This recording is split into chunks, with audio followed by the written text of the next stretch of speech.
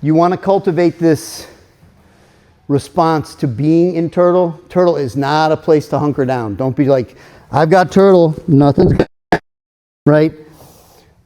Bad for a lot of reasons. They're going to start peeling you apart. If it was a real fight, you cannot imagine a worse place to be.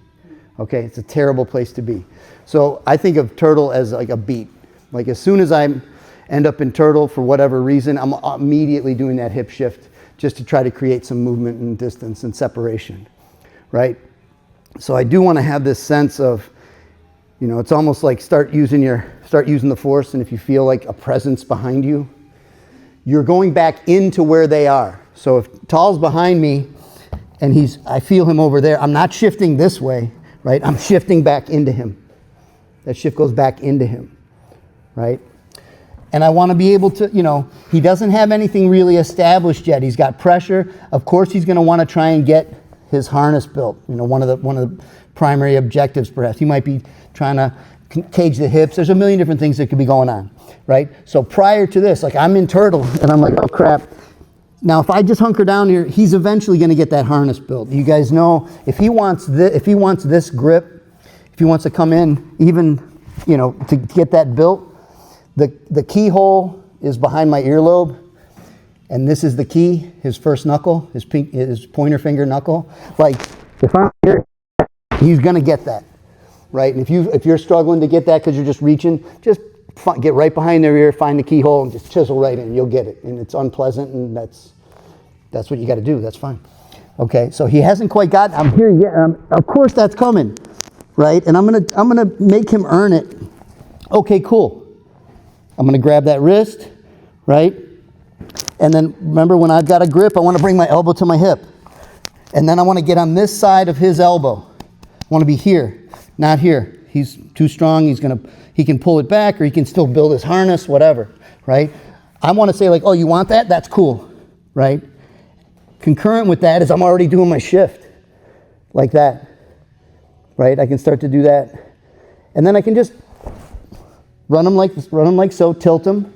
He's on his side here. A lot of times it's just a matter of coming up, flaring the arm and pulling out like that, okay? That's if you feel him kind of on your back. Prior to that even, I'm here, he starts bringing that in and fighting for that, and make him really, you know, kind of want to get that. Like if I resist, I'm just bumping my hips forward. On the build, that's on the build. Like steal his momentum there. He hasn't gotten any hooks in. He doesn't have a ton of hip pressure. You might have to pop your hips a couple times. You just head post, pop your hips. But I'm containing that arm as it comes in. Zip it in, catch behind the elbow. Just bump your hips forward. We'll do some lateral stuff in a second. But again, I'm here, and I'm like, you know, I can be active here. Boom, stay on it. Stay on the head post. He wants to climb up here. I can start wrestling up. Okay? You dump him forward with the hips. You keep that arm. You pulled it across, frame on the elbow. It's probably going to be ugly because that's an ugly position to be in. And getting out of bad positions requires, it's like they're more physically demanding, and you have to be a little scrappy and want to get out. But let's exploit before he's got that harness built. Let's take it. Post up, drive in. You feel your head on the cat. Fight your head back inside the box. Start wrestling up. Okay? Any questions? Does anybody need to see that again? So this is preliminarily as they're trying to build the harness. Intercept, suck it in, frame on that elbow, hips up, heavy head. Everything's nice and tight. Pop your hips and dump them forward. He might unroll right in front of you, which is great. If he doesn't, keep chiseling, fight your head back inside so your head's on the shoulder. You can bring that other arm around, and you should be in a nice position. Okay? Let's give that a go. 1, 2. They fall off you, and they're kind of to the side, and your head's turned, and you've got the arm, and they're poured off you, and it's like they're just going to hop back up on your back or something like that.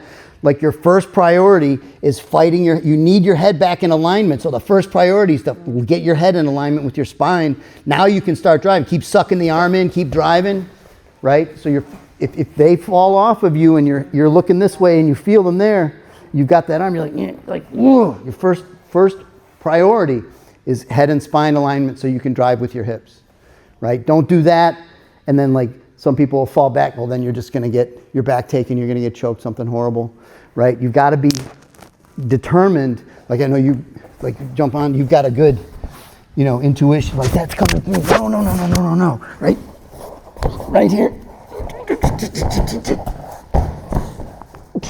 Now we get into the second one, right? I've kind of ended up on my side. She's still on my back. Okay, I love this scenario. That's a good player being nice and tenacious. I still have that elbow control. Look where her head is. Find that noggin. Pull yourself right around it. Okay? If you have trouble getting your head out, you're going to have a free arm. You can pop up and wrap around that head. Okay? So she's coming in, and maybe she's got the harness built this time. Like I blew it. I couldn't get it in. Okay? Still going to get this elbow. Suck this elbow in. Now, when I have this configuration, she's got the harness built. This is where I go to my crumble. Fall into my side. Keep this knee high so they can't just pop a hook in. And you're still fighting here.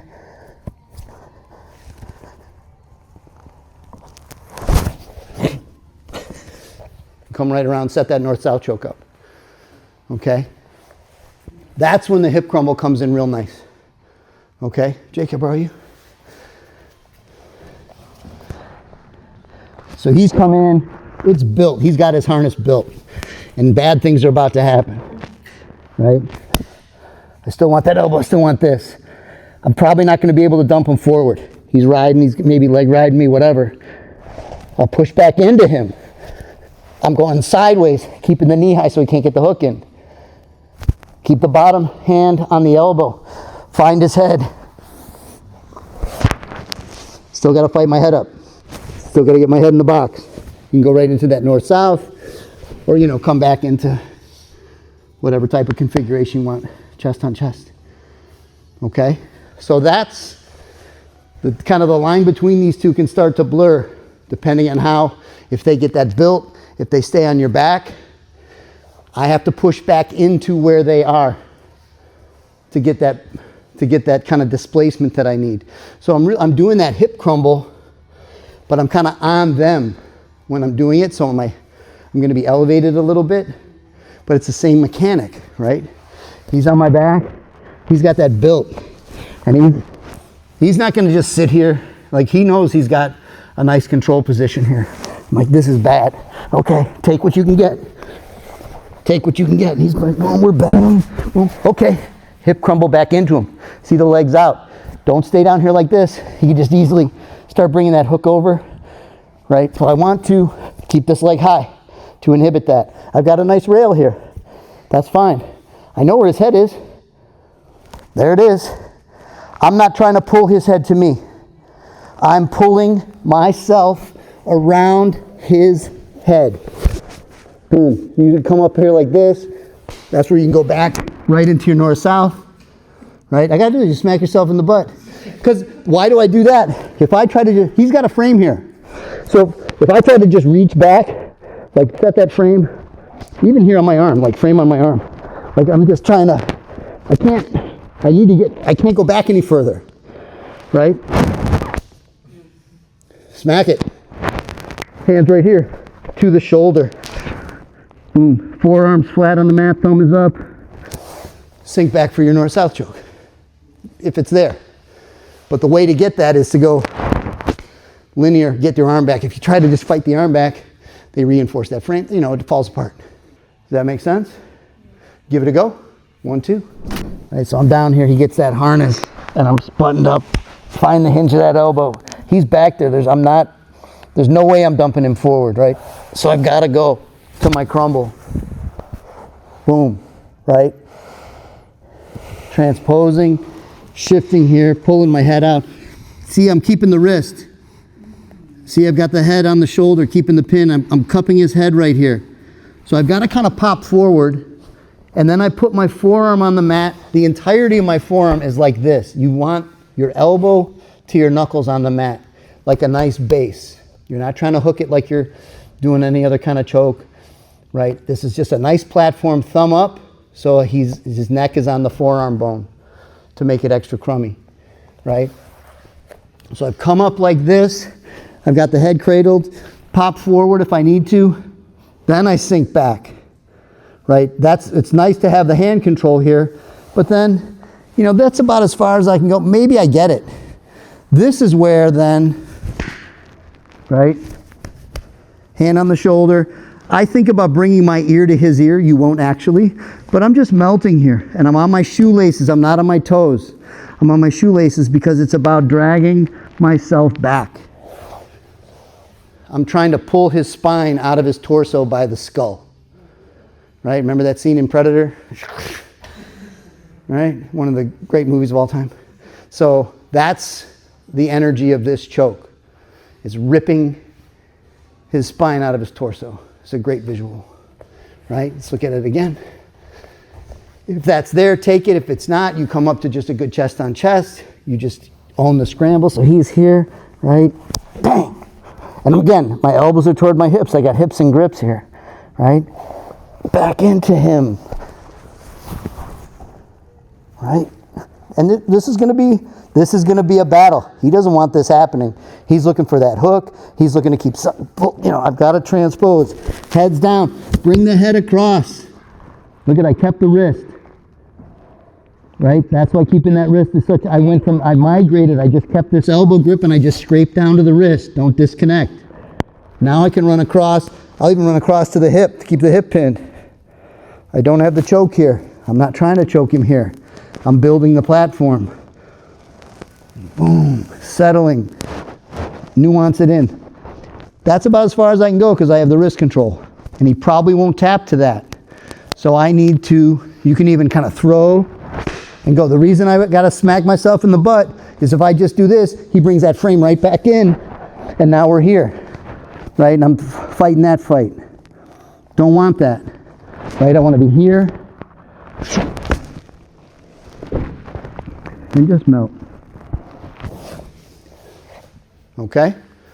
So if you lose the wrist and they have a frame in, then that still works. That's got to be the fight. This is so tasty. That's such a nice pin. It's worth keeping. If it starts to deteriorate, you can fight your head over to the other shoulder, keep the pin, look to step to mount. You know, let me see if I can. One of the things I'll do, so he comes in with that, is I'm here and I'm coming this way. Like a lot of times you come up, you know, you can just kind of open up like that and sit through, you know, if you feel like that's, but I don't want to give him that underhook. I don't like that underhook. So migrate that hand down to the wrist so you can keep controlling that arm, keep him nice and spread out, and it builds itself. So you're really patient on it as you're reaching up for the head, that other hand's migrating down to the wrist. Pull him up, boom. He's right there. Pin here, then you can proceed. Got a nice stick, that's what we want to get. Does that make sense? Build that platform, and then just on your shoelaces, drift right back. Come back around, bam, drift right back. Let's give it a go. 1, 2.